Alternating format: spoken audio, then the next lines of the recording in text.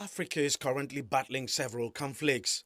Among the worst affected regions is the Sahel, West Africa, where terrorism is wreaking havoc on countries like Burkina Faso, Mali, Chad and Niger. Even regional powerhouse Nigeria is not spared. It's been waging a counterinsurgency war against terrorist groups like Boko Haram and its affiliates for several years now. Think of the perfect storm. Honestly, that's the circumstance that we have in the Sahel region. Development indexes are their worst. And there is no development index that you pick that is quote unquote good in the Sahel.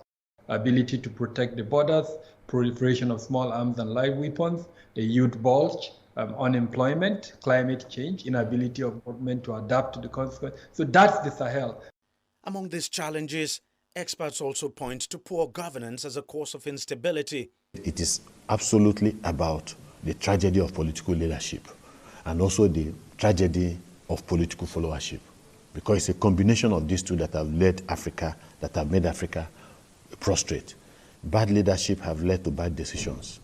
These bad decisions have led to decay, violence, conflict across the African continent, and we're all paying a price for it. In 2013, heads of state under the platform of the African Union committed to an initiative tagged Silencing the Guns in 2020. It was an aspirational commitment to attain a conflict-free Africa by 2020. The initiative would later be shifted by 10 years. But since the commitment was first made in 2013, the continent has witnessed violent conflicts in Ethiopia, Mozambique, West African Sahel and recently Sudan.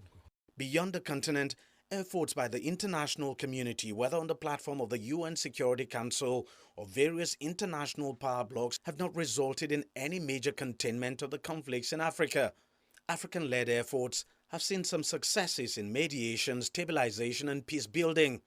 As the UN Security Council deliberates on new initiatives at helping to end the conflicts in Africa, some are already pointing at the direction they would like to see things go. You cannot come with policies that you have tested in Cambodia and you have tested in Salvador and then, of course, bring it to Africa. The context might not work. So there must be some kind of context-specific policies that are driven by locals. The second one is that you cannot come with interventions, and those interventions are then buried in capital flights. And the third one is actually participation, inclusion, and of course, allowing the voices of leaders on the continent to reflect in the policies that are going to be provided. Otherwise, it will just be dumping policies and programs and direction on the people. In 2015, African leaders adopted the Agenda 2063, which is Africa's blueprint and master plan for transforming the continent into a global powerhouse. One of the flagship projects of Agenda 2063 is that commitment to silence the guns.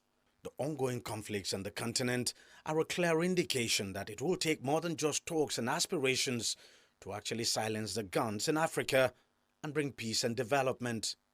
Deji Badimasi, CGTN, Lagos, Nigeria.